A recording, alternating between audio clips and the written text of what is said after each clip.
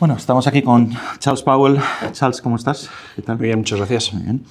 Charles, eres historiador, profesor universitario, escritor, director del Real Instituto Elcano y vicepresidente ejecutivo de Renco.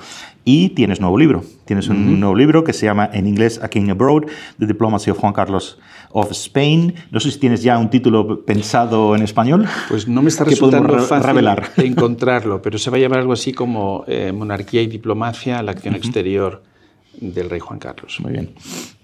Bueno, pues tenemos que, en el momento que estamos grabando esta entrevista, pues el libro no está todavía en el mercado, pero está a punto de ser lanzado. Entonces, cuéntanos un poco, si quieres, para empezar, muy brevemente, de qué va tu libro, ¿no? ¿Qué nos dice tu libro y cuáles son sus principales conclusiones? Y ahora iremos un poco más en detalle. Muy bien. Pues, bueno, existen bastantes libros sobre el papel del rey Juan Carlos en la transición española, pero creo que esta es la primera vez que se estudia muy minuciosamente su papel en la acción exterior.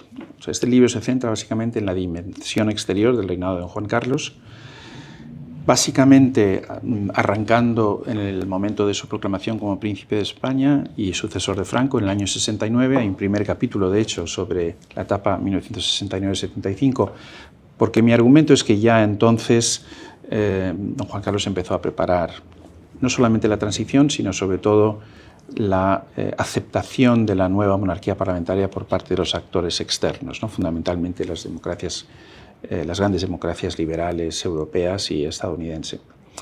Y por lo tanto lo que hago, basándome fundamentalmente en los archivos norteamericanos y británicos, pero también franceses, alemanes, italianos, etc., es analizar el papel del monarca en la política exterior española. Tuvo unos primeros años en los que él fue el gran protagonista de esa acción exterior, fundamentalmente porque todavía no se había aprobado la Constitución de 1978, por lo tanto esos primeros años del 75 al 78 son de enorme activismo. Luego se convierte en monarca de una monarquía parlamentaria más, digamos, convencional, pero incluso como tal siempre tuvo un papel, digamos, de mayor protagonismo en comparación con otros jefes del Estado hereditarios, ¿no? Y el argumento básicamente es que desarrolló tres tipos de diplomacia. Diplomacia política, la convencional, con gobiernos, jefes de Estado; la diplomacia económica, para favorecer las exportaciones, las inversiones en España, etc. Y la diplomacia cultural, es decir, don Juan Carlos proyectó poder blando español. Por ejemplo, durante el año más importante de su reinado, probablemente 1992, con la organización de las Olimpiadas de Barcelona, la Expo de Sevilla. También analizó la relación que tuvo con sus primeros ministros, fundamentalmente Suárez, González, Aznar y en alguna medida también Calvo Sotelo, porque lo que quiero subrayar también es que la clave de la acción exterior del rey dependió de su relación con sucesivos presidentes del gobierno. Pues andando un poco, o yendo un poco más a detalle, porque esto es muy interesante, ¿no? Porque en tu libro, como estás mencionando ahora, describes a un rey Juan Carlos, al menos en los primeros años de su reinado, e incluso antes de acceder al trono, ¿no? En esa etapa, ¿no? Tremendamente activo, ¿no? Como estás diciendo, relaciones internacionales, contactos con partidos, etcétera, etcétera también. O sea, un poco hacia afuera y hacia adentro, ¿no? Todo. Toda esta actividad frenética es algo, un poco ya lo has mencionado, ¿no? De pasada, es algo habitual en el caso de un nuevo monarca, un monarca que accede al trono, en general, en España, fuera. Bueno, don Juan Carlos fue un monarca excepcional porque estamos hablando de un rey que restaura la monarquía tras 40 años de régimen autoritario franquista. La monarquía había abandonado España, como es sabido, en 1931 y la monarquía se restaura en 1975. Además, como digo, en ese hiato hubo en España un régimen autoritario que suscitó el rechazo de buena parte de la comunidad internacional. Por lo tanto, el activismo de don Juan Carlos fue excepcional porque en un primer momento de lo que se trataba era de normalizar a España, ¿no? De obtener el reconocimiento de España como país solvente, legítimo, un miembro constructivo del sistema internacional. Por lo tanto, en los primeros años ese activismo es superior al normal. Por ejemplo, el rey jugó un papel muy importante en el restablecimiento de relaciones diplomáticas con México, que no habían existido desde la República, o con el establecimiento por vez primera de relaciones diplomáticas con Israel en 1986. Eso es atípico, ¿no? Y en general, a lo largo de sus 38 años de reinado, es verdad que se mostró, que desplegó un nivel de activismo muy superior al de la reina de Inglaterra, muy superior a los monarcas de Noruega, de Suecia y Dinamarca. En total visitó unos 104 países en 135 visitas de Estado. Eso es muy elevado, pero básicamente por esta necesidad de normalizar o de establecer por vez primera relaciones diplomáticas con muchos países, superando el aislamiento que había padecido España hasta el año 75. En tu libro también hablas sobre el esfuerzo del joven, del rey Juan Carlos, por separarse del antiguo régimen, la dictadura de Franco, que le había nombrado heredero, digamos, ¿no? Para al mismo tiempo separarse para caminar rápidamente hacia la democracia, ¿no? Entonces, háblanos un poco sobre la dificultad, obviamente, de hacer ambas cosas al mismo tiempo, ¿no? Bueno, este es un reto que en cierta medida marcó los primeros años de su reinado, pero que se puede visualizar muy claramente en las primeras semanas de su reinado. Franco murió el 20 de noviembre de 1975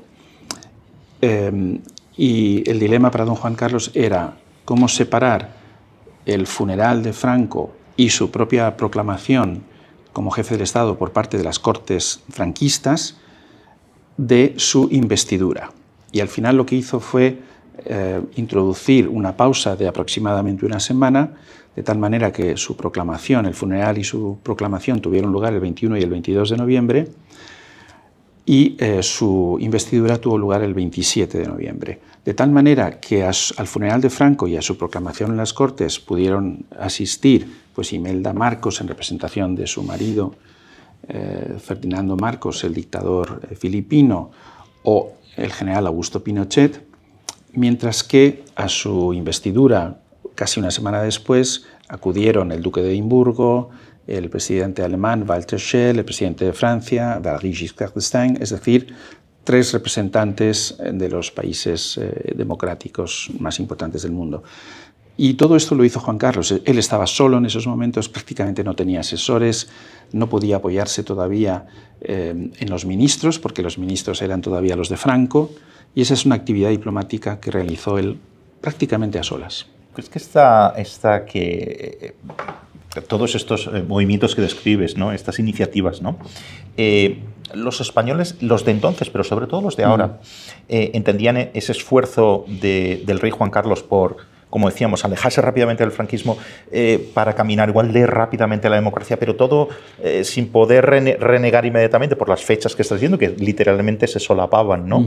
Entonces, ¿tú crees que se entiende este esfuerzo que estás diciendo? ¿Se entendía y se entiende ahora? Yo creo que en la actualidad se conoce poco y por eso también he tenido mucho interés en desmenuzar casi día a día cómo se produjo ese proceso. Y en su momento, la verdad es que la mayoría de los españoles, como no sabían cómo sería el desarrollo posterior del proceso, inicialmente vieron a don Juan Carlos como una mera prolongación del régimen. Es decir, tuvieron que pasar bastantes meses e incluso años antes de que la mayoría de los españoles percibieran claramente que se estaba produciendo un cambio sustancial. Don Juan Carlos siempre atribuyó mucha importancia a su discurso ante las Cortes del 22 de noviembre, pero yo creo que no tuvo realmente tanto impacto como él hubiese querido. Realmente el primer discurso en el cual él habla abiertamente sobre sus propósitos democratizadores fue su discurso del 2 de junio de 1976, es decir, 6 meses después de su proclamación, ante el Congreso de los Estados Unidos. Pero de nuevo, ¿cuántos españoles en aquel momento realmente escucharon con atención, aparte de que lo pronunció en inglés, escucharon con atención los detalles del discurso, ¿no? Yo creo que lo que sí percibieron fue el hecho de que el rey de España, el jefe del Estado español, estaba siendo recibido y aclamado por el Congreso de la gran democracia mundial, ¿no? Que eran los Estados Unidos. Pero en la actualidad yo creo que muchas de estas cosas se desconocen y la gente no se da cuenta, primero, del grado de soledad, de la soledad del rey en esos momentos, que fue extrema, hasta que no pudo empezar a rodearse de de ministros afines, entre ellos el propio Adolfo Suárez a partir de julio de 1976, y no son conscientes de que en esos años don Juan Carlos llamaba personalmente al presidente de Estados Unidos, al presidente de Francia, al presidente de Alemania, los conocía íntimamente y tenía una relación muy, muy estrecha con todos ellos. Para acabar, si quieres, un poco y volviendo a la política exterior, que es tu tema y el tema del libro específicamente, ¿no? Ya sabes que se escucha que España va perdiendo, o hay esta idea, errado no, ahora nos lo dirás, que España va perdiendo peso en cuanto a su papel e influencia internacionales en los últimos años, ¿no? Si esto es así, ¿no? Y nos lo puedes aclarar si es así o hay que matizar. Si es así, ¿a qué se debe y cuál puede ser el papel específico de la corona para revertir esta tendencia? ¿Cuál está siendo el papel de la corona en este sentido? Medir la influencia real de un país en el sistema internacional no es nunca fácil, ¿no? Entre otras razones porque depende mucho de las percepciones, más que a veces de los datos que se puedan medir empíricamente. Yo creo que la influencia de España ha oscilado, obviamente aumentó enormemente a raíz de su incorporación primero a la OTAN en 1982 y luego a la Comunidad Europea en 1986, y desde entonces digamos que ha tenido un nivel aceptable. Hoy en día es la cuarta economía de la Unión Europea y creo que ejerce más o menos el papel que le corresponde a la cuarta economía de la Unión Europea.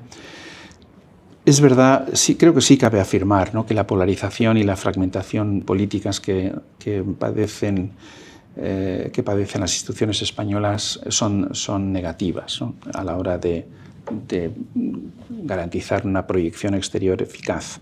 Y en lo que a la corona se refiere, yo siempre pongo el énfasis en la importancia de la relación entre el jefe del Estado y el presidente del Gobierno.